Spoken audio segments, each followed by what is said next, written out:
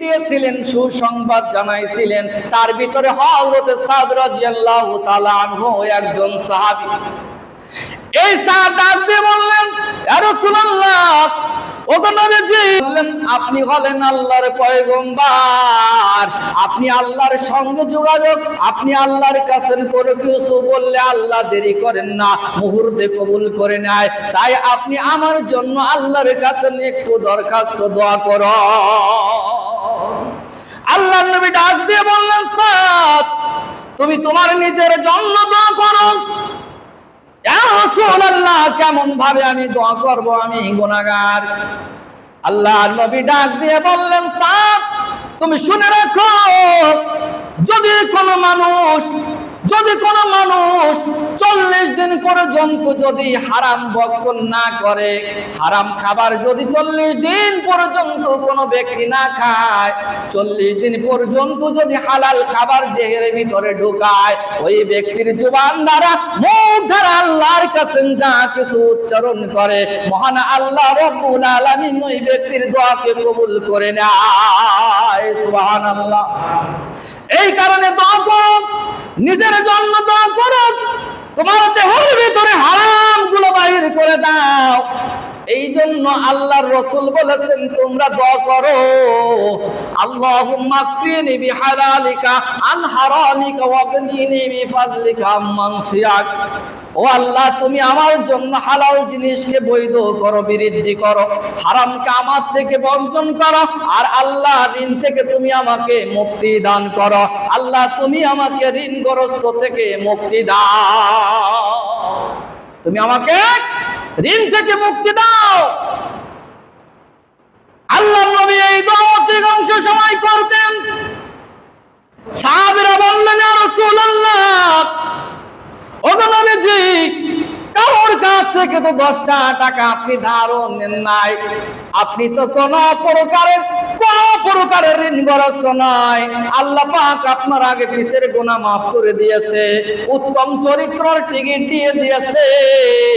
এরপরও কেন আপনি দোয়া করেন, আল্লাহুম্মা কফিনি বিহালালিকা আন হারামিকা ওয়াগনিনি বিফাজলিকা আম্মান সিওয়াক।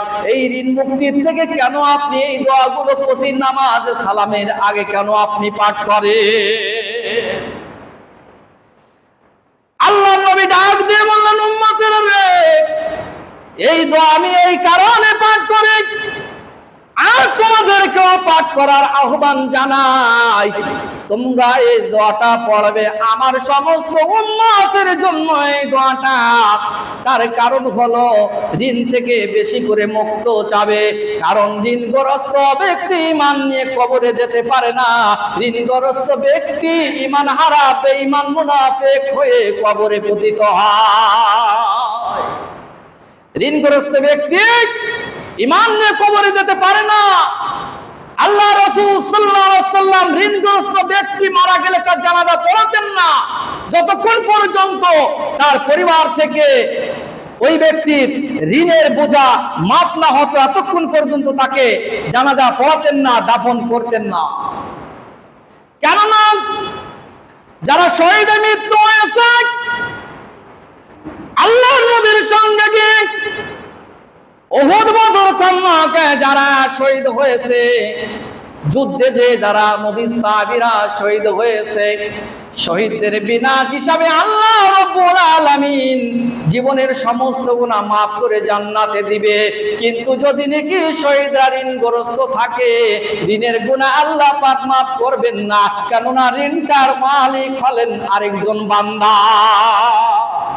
আপনি যদি, আমার ভাইরা ভালো করে শুনে রাখুন, আপনি যদি ঋণগ্রস্ত অবস্থায় মারা যান, এই ঋণের পাপ আল্লাহ পাক মাফ করবে না। এটা আপনার নেকি ধারা কিয়ামতের দিন আপনার সে হাসরের ময়দানে থেকে আপনার ছাড়ানো লাগবে। আপনি যখন যদি কারো টাকা পয়সা বিষয় সম্পদ আপনার কাছে পায়, আর আপনি যখন ফুল সিরাতের উপর যখন উঠবেন, আল্লাহ পাক তখন ফেরেশতাদের বলবে, এটা ধরে রাখো। ফেরেশতারা ধরে ফেলবে। ফেরেশতারা ধরে ফেলার পর আল্লাহ পাক ডাক দিয়ে বলবে, এই ব্যক্তির কাছে তোমরা যারা সম্পদ পাবে, যারা টাকা পাবে, যে ব্যক্তি এই ব্যক্তি যাদের কাছে ঋণগ্রস্ত ছিল তারা আসো, আজকের কাছ থেকে তোমরা আদায় করে নাও। সেদিন একমাত্র ঋণ পরিশোধ হবে আপনার জীবনের আমলনামা দিয়ে। যদি আপনার আমলনামা যদি দেওয়ার পরে যদি নেকি যদি থাকে ততটুকু পরিমাণ জান্নাতে যাওয়ার জন্য যেতে পারবেন, আর না হলে ওই ব্যক্তির পাপের বোঝা আপনার ঘাড়ে চাপাই দিয়ে উল্টা ফেলে আপনাকে জাহান্নামে নিক্ষেপ করা হবে। এই কারণে ঋণ নিয়ে কেউ মরার চিন্তা ভাবনা করবেন না। আমরা এমন কথাও শুনি, অনেকের বাবার কাছে অনেকে টাকা পাবে, অনেকের বাবার কাছে অনেকের দাদার কাছে অনেকের টাকা পাবে, তারা দিন নাই। সন্তানদেরকে জানানো হলে তারা বলে কি বাপ যখন দিনে আমরা দেব না, বাপই দিনে আমরা দেব না। একটা সন্তানের কর্তব্য, তার বাবা যদি মৃত্যুবরণ করে ঋণ রেখে, সন্তানের কর্তব্য জানা মাত্র তাদের ঋণ থেকে মুক্তি দেওয়া, তাদের ঋণ থেকে মুক্তি দেওয়া। আমি একদিন স্বপ্নে দেখলাম আমার আব্বা এসে বলতেছে যে আব্বা অমুক 40টা টাকা পাবে, আমি একদিন জাম কিনেছিলাম, দিয়ে দিও। আমি সেই ব্যক্তিকে বাড়ি যেই আমি বললাম চাচা দাঁড়ান, আপনি আমার আব্বা কাছে 40 টাকা পাবেন, আমার মনে নাই, দেওয়া লাগবে না। না, আমার আব্বা দিয়ে দিতে বলছে, আপনার মনে না থাকলেও টাকাটা আপনি নিয়ে নেন। আব্বা মারা গেছে কিন্তু আমাকে স্বপ্নে বলছে 40 টাকা পাবে, জাম কিনছিলাম, জামের টাকা দিয়ে দিও। আমি দিয়ে দিচ্ছি। সন্তানের কর্তব্য, বাপ যদি ঋণ থেকে মারা যায়, আপনাদেরকে রেখে গেছে, আপনারা যে যা পাবে সেই ঋণকে শোধ দেওয়া, এটা হলো আপনাদের সন্তানদের কর্তব্য, এটা করতে হবে। আল্লাহ নবী বলেছেন আল্লাহুম্মা ফিনি বিহালালিকা আন হারামিকা ওয়াগনিনি বিফাদলিকা আম্মান সিওয়াক। এই দোয়া তোমরা বেশি করে পাঠ করবে। নামাজে সালাম ফেরানোর আগে এই দোয়া তোমরা পাঠ করবে। সাহাবীরা বললেন ইয়া রাসূলুল্লাহ, আপনি তো ঋণ নাই, তবে কেন এই দোয়া আপনি এত পড়েন? আল্লাহ নবী বললেন এই দোয়া তোমরা সকলে বেশি বেশি পড়বে। আল্লাহর কাছে দিক থেকে পানা চাবে, ঋণগ্রস্ত থেকে, অভাব থেকে তোমরা মুক্তি চাবে, হালাল জিনিস কামনা করবে, হারামকে বর্জন করবে। আল্লাহর কাছে বেশি বেশি করে তোমরা দোয়া করবে। যে ব্যক্তি ঋণগ্রস্ত থাকে, ওই ব্যক্তি যদি ঋণ পরিশোধ করতে না পারে, বেঈমান হয়ে মুনাফিক হয়ে মারা যায়। তার কারণ হলো আপনি যার কাছে টাকা পাবেন, ওই ব্যক্তির কাছে যদি নাকি আপনি তাড়া দেন টাকা দাও, তাহলে ওই ব্যক্তি বলবে টাকা দিতে পারবে না, যেন বলবে অমুক দিন দেব, তার মানে মিথ্যা কথা বলল। সেই দিন যখন আসে তখন চার ওয়াদা খিলাফ হয়ে যায়, দিতে পারে না, হয় পলাই থাকে, তাই না হলে দিতে পারে না, ওয়াদা খিলাফ হয়ে যায়। আয়াতি মুনাফিকিন সালাসান, মুনাফিকের আলামত হলো 3টা। ইজা হাদাসা কাযাবা, যখন সে কথা বলে মিথ্যা বলে, তার মানে ঋণগ্রস্ত হয়ে গেলে পাওনাদের সে তাড়া দিলে সে বলে অমুক দিন দেব, কিন্তু আসলে অমুক দিন দিতে পারবে না, জানা শোনার পরও সে মিথ্যা কথা বলে। এই মিথ্যা বলা মুনাফিকের একটা আলামত। ইজা হাদাসা কাযাবা ওয়া ইজা তুমিনা খাফা, 1 নাম্বার জানা শোনার পরে সে মিথ্যা বলল, মুখ দিন দেব। 2 নাম্বার যে দিনের কথা বলছে সেই দিন বর খিলাফ করলো, তার মানে ওয়াদা খিলাফ করলো, দিতে পারলো না।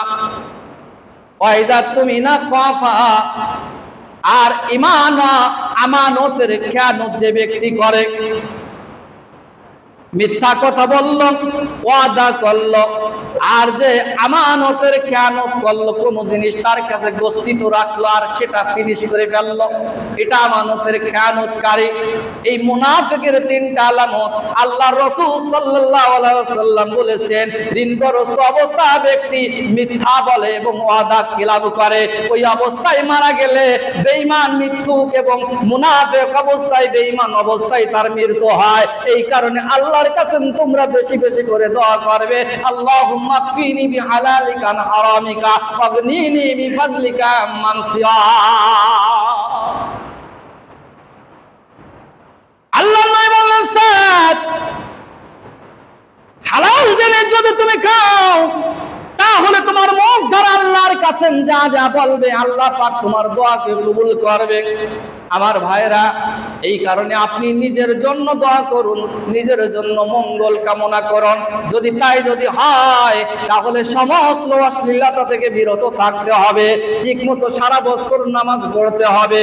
রোজার মাস আসলো, নামাজ পড়লাম, আল্লাহুম্মা সাল্লি আলা লা ইলাহা ইল্লাল্লাহ 2-4 বার পড়লাম আর মিটে গেল, চিন্তা করলেন জান্নাতের টিকিট পেয়ে গেলাম।